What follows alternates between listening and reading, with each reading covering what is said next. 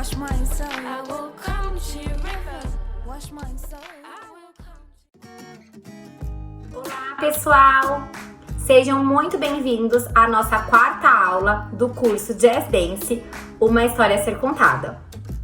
E essa aula de hoje é uma aula super importante, super especial, voltada para aqueles bailarinos que gostariam muito de ser professores, ou aqueles professores que acabaram de se formar e ainda têm muita dificuldade em como montar a sua aula, e todos os professores que gostariam de alguma dica, alguma coisa diferente para aperfeiçoar a sua metodologia.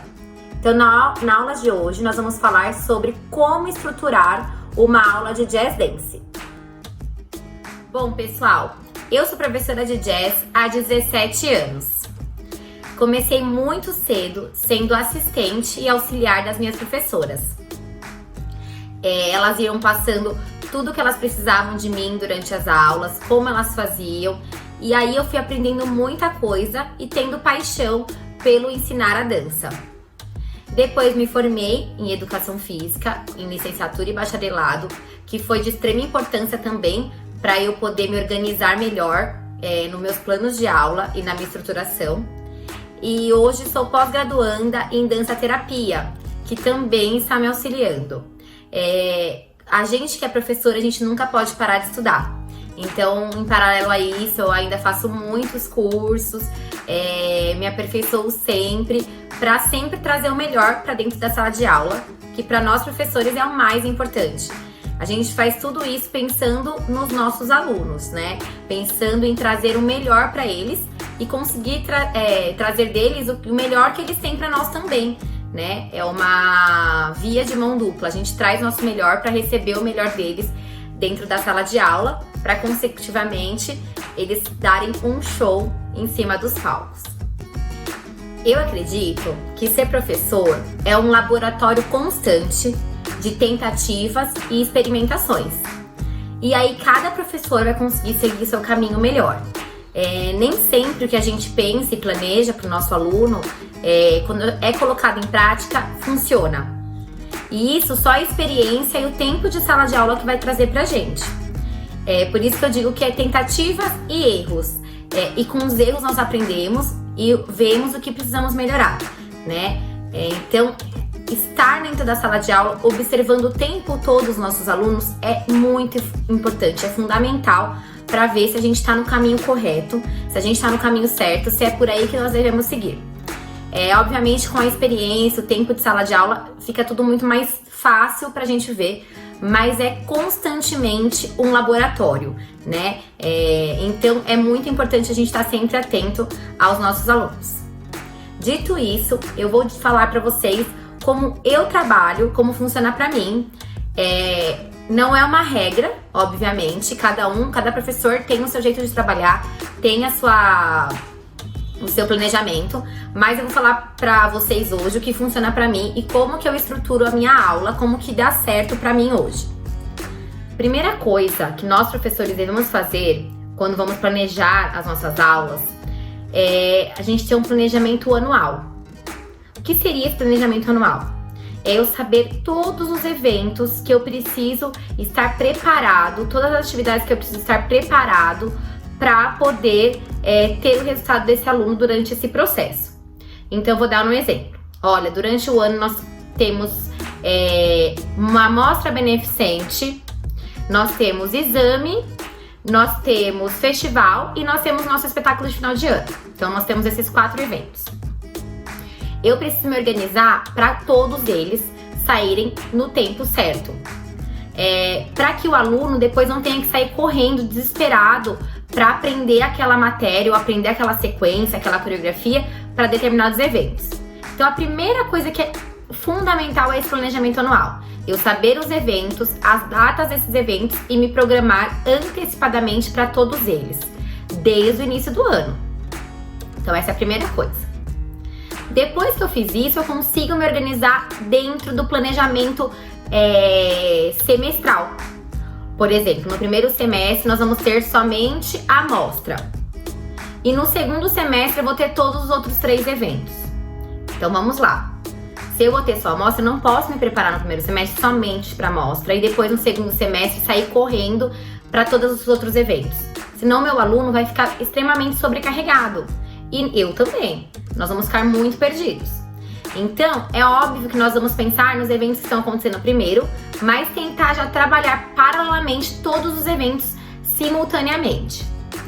Então, isso é fundamental eu ter esse planejamento anual dentro da minha cabeça, passar para o semestral, para ter uma amplitude do que eu vou fazer, para depois sim ir para os planejamentos mensais e semanais. Dentro desses planejamentos mensais, semanais, aí sim eu vou saber o que eu vou querer. Então, por exemplo, numa amostra, uma parte de coreografia. Eu vou querer usar a mesma coreografia do espetáculo de final de ano ou não? O que eu pretendo com essa coreografia? Se eu pretendo usar a mesma coreografia, eu já posso trabalhar com esse aluno esse processo coreográfico dentro do personagem, do laboratório, que nós vamos falar sobre isso em uma outra aula, só sobre coreografia. Mas só para vocês entenderem mais ou menos o que eu penso. Não, eu não vou trabalhar, eu vou trabalhar uma sequência totalmente diferente. Então eu já preciso trazer elementos dentro da sala de aula, que é essa sequência que eu quero usar, para que na hora de montar a coreografia, o aluno já esteja preparado para isso. Eu tenho um exame, então para o exame o que eu preciso? Eu preciso de uma matéria. Que matéria que eu vou utilizar? Eu já vou começar agora? Eu não vou? Deu para entender mais ou menos? Depois de ter passado por todos esses processos de planejamento, eu vou falar para vocês como eu estruturo a minha aula regularmente, no dia a dia, para que a gente possa conseguir atingir aqueles objetivos que a gente tinha falado lá no final.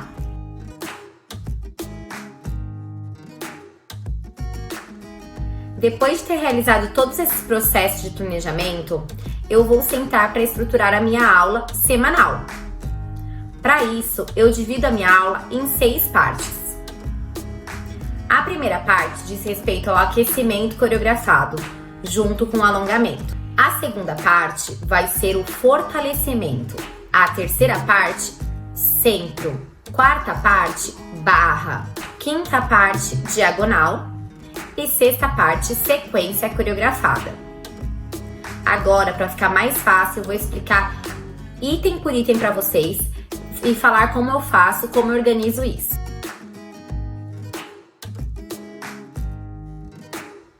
Vamos falar então do primeiro item da nossa aula, que é o aquecimento coreografado. Eu adoro trabalhar o aquecimento coreografado, porque eu acredito que ele é o aquecimento mais completo na hora de preparar o bailarino. Por quê? Porque no aquecimento coreografado ele é um aquecimento dinâmico. Ele é um aquecimento que trabalha todas as articulações, esquenta toda a musculatura e eleva a frequência cardíaca, deixando o nosso bailarino mais apto para receber toda a técnica que vai vir depois. Nesse aquecimento, quando eu vou montar, eu penso exatamente isso. Em movimentos que trabalhem flexão, rotação de articulação, extensão, alongamento da musculatura, aquecimento da musculatura, para que a gente não esqueça nada, trabalhe o corpo como um todo. E como que eu trago ele para a sala de aula? Primeiro, eu monto todo o aquecimento coreografado. Ele fica pronto. Por que eu monto todo ele antes? Porque eu tenho que ter uma sequência, uma lógica de montar. Eu tenho que aquecer, pensar em tudo. Em cabeça, ombros, tornozelos, cotovelos, quadril, joelho. Todas as musculaturas que envolvem na hora que eu vou trabalhar. Então eu tenho que montar ele todo e pensar que eu vou trabalhar tudo que eu trabalhei com o lado direito, eu tenho que repetir com o lado esquerdo. Porque nós temos os dois lados do corpo que tem que ser trabalhado de forma igual. Então por isso o aquecimento eu gosto de montar ele completamente antes. Eu não monto depois, assim, durante as semanas. Não, é o único movimento, o único exercício, a única sequência que eu monto completamente antes de passar pro aluno, para eu ter essa coerência de trabalhar todas as articulações, toda a musculatura de uma forma ampla. E aí, como que eu trago isso para a sala de aula então? Normalmente eu não trago tudo de uma vez só, porque senão fica muita informação pro aluno. Eu já fiz esse teste e não deu muito certo. Por isso que eu falei lá atrás, são tentativas e erros. E eu gosto muito de ouvir o meu aluno, ter esse feedback. Eles falaram já muitas vezes pra mim, olha, a gente prefere que você passe em partes menores, para que a gente consiga interiorizar essa sequência. Separo normalmente em 3 a 4 aulas para poder passar para esse aluno, né? Então, na primeira aula eu passo uma parte, passo tudo sem música, passo com música e de novo, várias vezes, até o aluno entender. E aí o resto da música que sobrar, a gente complementa com o aquecimento que não foi finalizado. Vou fazer isso durante as 3, 4 aulas. Na quinta e na sexta aula, eu continuo passando pelo menos uma vez tudo sem música novamente. Pra depois passar com música, com eles, e depois eles passarem sozinhos. Então, no mínimo, a gente passa umas 3 vezes, nessa quinta e nessa sexta aula. Ai, Gabi, por que você faz isso? Porque é muito importante o aluno entender os processos do alongamento para não ter lesão. Então, olha, nesse momento eu preciso alongar toda a musculatura da parte posterior. Nesse momento eu preciso fazer muito flex, eu tenho que fazer muita ponta. O que eu tenho que fazer? Então o aluno tem que entender esses processos, não é só executar uma sequência. Ela é uma sequência sim, mas ela é focada no aquecimento e no alongamento. Então o aluno precisa entender por que daquele movimento. Se eu faço com o joelho flexionado, eu não vou alongar o posterior, por exemplo, dependendo do movimento. E naquele momento eu quero alongar. Então é importante que ele entenda que o joelho não pode estar um pouco flexionado, ele tem que estar totalmente estendido. Por isso que esse processo demora até umas 6 aulas. Lá na 7ª aula, normalmente o aluno já decorou, quando é a turma mais avançada, intermediária. Quando é turma iniciante, demora mais. E aí a gente tem que fazer junto sim, é importante a gente fazer junto com o aluno uma vez e depois ele fazer sozinho. Se a gente fizer no mínimo 2 vezes aí, o aquecimento vai ter valido, vai ter feito o seu papel. Depois que o aluno faz uma vez o alongamento completamente sozinho, do jeito que deve ser, aquele alongamento ele não acaba sendo tão eficiente, porque ele é feito uma vez só. Normalmente a música tem 4 minutos. Então eu acho que ele acaba ficando ineficiente. E aí eu faço uma segunda sequência, um pouco mais simples, menos complexa em termos de dança, mais voltada para complementar o que faltou, para finalizar e continuar aquecendo. Então, se ele fez um alongamento uma vez só de 4 minutos, eu faço mais uma sequência de 4, 5 minutos, com elementos que eu não trabalhei nessa primeira sequência. Porém, um pouquinho mais simples, para que ele não fique também sobrecarregado de sequências. Uma sequência mais simples, que eles façam a primeira e a segunda sequência, eu falo, não, ok, esse aluno já está preparado. E aí, no segundo semestre, eu gosto de mudar a sequência. Eu gosto de mudar a sequência para os alunos, primeiro, não ficarem entediados com aquela sequência o ano inteiro, cansa. E segundo, porque eu acredito que quanto mais sequência o bailarino souber e tiver à disposição, melhor ele fica. Mais ágil, mais rápido na hora de pensar, na hora de dançar. O bailarino, quanto mais sequência a ser trabalhada, ele é mais completo, né? Quando ele vai para um outro professor, ele pega mais rápido a sequência. Na hora de montar uma sequência, ele pega mais rápido, ele fica mais ágil. Por isso eu gosto de trabalhar no segundo semestre uma outra sequência também, seguindo o mesmo processo. Vamos agora para a segunda parte da nossa aula, que é o fortalecimento. Pessoal, o fortalecimento também é muito importante, mas muito importante dentro de uma aula de jazz.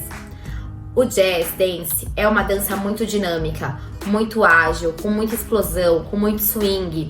Então, o bailarino precisa ter o corpo preparado para ter tudo isso e conseguir ter tônus muscular para conseguir fazer tudo isso, para conseguir realizar as sequências de jazz. Então, é extremamente importante. E eu também gosto de trabalhar o fortalecimento de forma de coreografia. Eu penso que um aluno vem para aula para dançar o tempo todo. Então, se a gente conseguir agregar tudo que a gente conseguir em forma de sequência, fica mais gostoso, mais divertido, com uma música, e fica mais fácil de decorar também. E fica um pouco menos chato, né, pessoal? Que é uma parte que eles não gostam tanto, mas que a gente não pode deixar passar. Como que eu penso na hora de montar esse fortalecimento? A mesma coisa que eu penso no alongamento. O que eu preciso fortalecer? Então, eu trabalho abdominal, trabalho exercícios para as costas, exercícios para o braço, fortalecimento de perna e fortalecimento de tornozelo, nessas sequências. É também muito dinâmico e assim muito ligado um movimento no outro sem descanso, para que ele, além de conseguir o fortalecimento, receber uma resistência, que é uma coisa muito importante no jazz. Temos coreografias de jazz muito explosivas, sem pausas, sem respiros. Então é muito importante o aluno estar preparado para isso, porque não adianta eu não preparar o meu aluno e fazer uma coreografia super dinâmica. Ele não vai dar conta de conseguir finalizar o movimento, ele vai parar na metade. Então a gente tem que preparar esse aluno pensando no jazz, o jazz é um estilo de dança muito dinâmico. Claro que às vezes eu vou trabalhar um lyrical jazz, eu vou trabalhar um outro estilo que é um pouco mais calmo, que não tem essa explosão de movimentos, mas que precisa também dessa resistência e desse tônus para poder segurar uma perna, para poder sustentar um giro. Então, independente para que caminho do jazz eu vou seguir, o fortalecimento é muito importante. E eu faço igual o aquecimento.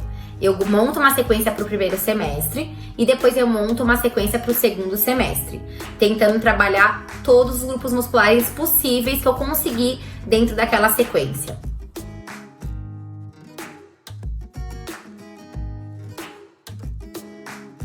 A terceira parte da nossa aula é o centro. Eu gosto de trabalhar no centro a parte técnica, os tandis, os GTs, os rondes, as piruetas, o chão no jazz, que é de extrema importância, cloches, pranchas, pinças, rolamentos, toda essa parte técnica eu gosto de trazer para o centro em forma de coreografia. Claro que nas turmas iniciais a gente vai trabalhar tudo isso com menos ligações, um pouco mais separados, para que o aluno consiga entender cada movimento, né? Explicar cada movimento, como ele deve ser feito separadamente, para depois uni-los, né? E nas turmas mais avançadas, a gente consegue trabalhar isso de uma forma mais dinâmica. Mas o centro, ele é muito importante para que a gente coloque em prática essa técnica. O jazz é uma dança híbrida, que tem a sua própria técnica, mas que também incorporou técnica do balé clássico e de outras danças. Então é muito importante nesse momento do centro nós falarmos sobre a nomenclatura, terminologia e explicar exatamente a técnica, limpar essa técnica, para quando chegar na coreografia o aluno ter repertório de técnica e movimento para poder dançar. Não adianta nada a gente não ensinar os nossos alunos a parte técnica e depois querer que na coreografia ele faça movimentos super complexos. O aluno não consegue atingir isso. E nem a gente.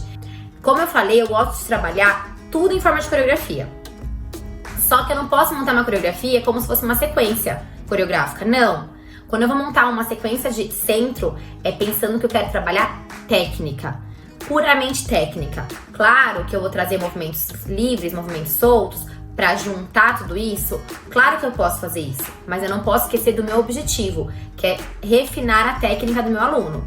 No centro vai ter sim uma sequência coreografada, mas ela é puramente técnica. Ela precisa nesse momento ter técnica. Olha, então nesse centro eu vou trabalhar Tandi, GT, Grand Batiment. Eu preciso ter claro isso no meu planejamento. Ah, tá, depois no outro centro eu vou trabalhar giros, piruetas, pequenos saltos, rolamentos, enfim. Eu posso ter mais de uma sequência de centro. Eu gosto de trabalhar mais de uma sequência de centro com os meus alunos, com diferentes fundamentos. Então, olha, nessa sequência eu quero trabalhar só chão. Então, a gente vai trabalhar bastante chão, técnica de chão. Olha, nessa sequência, técnica de Tandi, GT, Grand Batiment. Olha, nessa sequência, pirueta, slides, enfim. Eu trabalho mais de um centro, né? E aí, depois eu monto o meu centro para o exame, né? Que nós temos os exames. E aí eu tento juntar toda essa técnica dentro daquele nível específico. Toda essa técnica de centro em uma coisa só. Então, depois que eu já trabalhei várias sequências de centro com eles, eu pego tudo isso e trago em uma única sequência, pensando no nosso exame de final de ano. Porque no exame, os examinadores vão vir até ao aluno ver o que ele adquiriu de conhecimento daquele ano. Então, é importante ele passar por todos esses processos de vários centros para poder juntar e fazer um único centro para trazer isso na hora do exame e o aluno ter o maior repertório de técnica possível dentro daquele nível que ele está.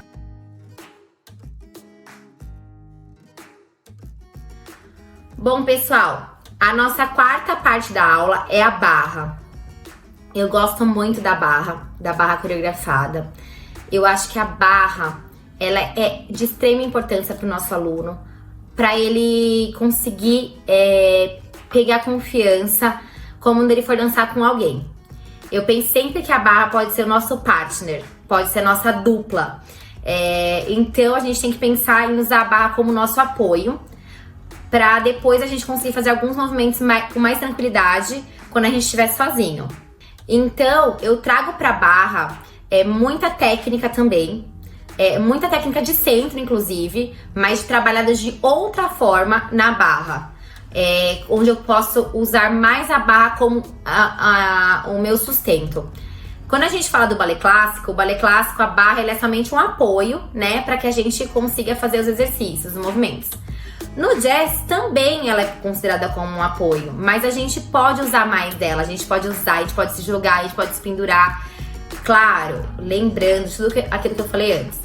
Cada aluno na sua técnica. Eu não posso fazer uma barra mirabolante se meu aluno não está preparado para recebê-la. Mas se eu já preparei meu aluno lá no aquecimento, lá no fortalecimento, lá no centro, eu posso sim trazer para minha barra outros elementos, né? E eu gosto muito de trazer elementos diferentes.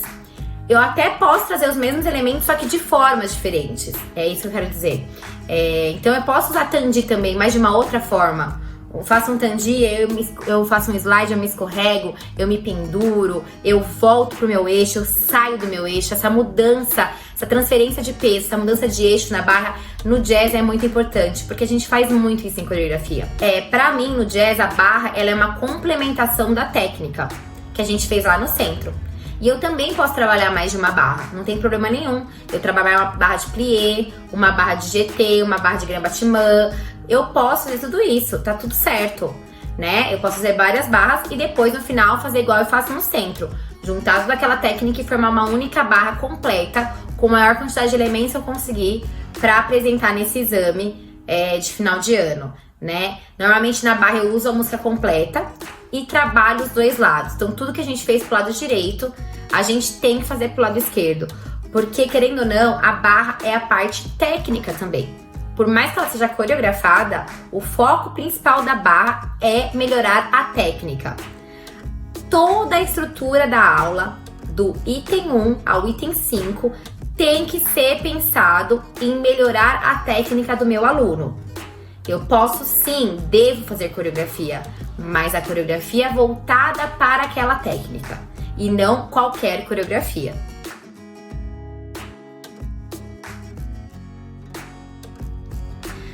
Na quinta parte da aula, trabalhamos a nossa diagonal. Gente, o que a gente trabalha na diagonal? A gente pode trazer todos esses elementos técnicos que a gente usou na barra, que a gente usou no centro, mas em forma de deslocamento. E agregar alguns movimentos que a gente só faz na diagonal, como muitos giros em deslocamentos, saltos em deslocamentos, rolamentos no chão. Então a diagonal, ela consegue agregar toda essa técnica que a gente aprendeu parado, vamos dizer assim, né? Um lugar mais paradinho, tanto no centro quanto na barra, e deslocar, né? A gente pode brincar muito com essa diagonal. Ela pode ir, ela pode voltar, ela pode fazer um zigue-zague. Depende do nível que a sua turma está, né? A diagonal também é um trabalho técnico, né? Então a gente consegue trabalhar outros elementos, como eu disse agora, os giros, os saltos, os rolamentos, em forma de deslocamento. Então a diagonal é a última parte da nossa técnica, da nossa aula técnica, que a gente faz para deixar esse aluno preparado para dançar. Então, a gente usa nas nossas coreografias deslocamentos, caminhadas, andadas. E aí, isso a gente pode trabalhar na nossa diagonal, né? É muito legal. Normalmente, eu gosto de trabalhar de 2 a 3 diagonais até no exame. Diagonais diferentes, né? Com pegadas diferentes. Uma diagonal um pouco mais tranquila, um pouco mais lírica. Uma diagonal um pouco mais explosiva, uma com mais salto. Uma diagonal mais com chão, né? Então eu gosto de trabalhar. E é muito importante lembrar também que a diagonal a gente tem que trabalhar direita e esquerda, não é só um lado. Porque os nossos alunos, né, todo mundo tem os dois lados. E eles precisam ser trabalhados na técnica. Então, tudo que eu fiz na diagonal de direita, eu preciso reproduzir novamente na diagonal da esquerda. A diagonal é mais um recurso que eu tenho de sala de aula para trabalhar a parte técnica com o meu aluno. Só que dessa forma, em deslocamento, dessa vez, né? Porque no centro e na barra são coisas mais concentradas, mais paradinhas. E a diagonal é totalmente deslocamento, caminhadas, andadas, corridas, né? Eu aprendo tudo isso na diagonal.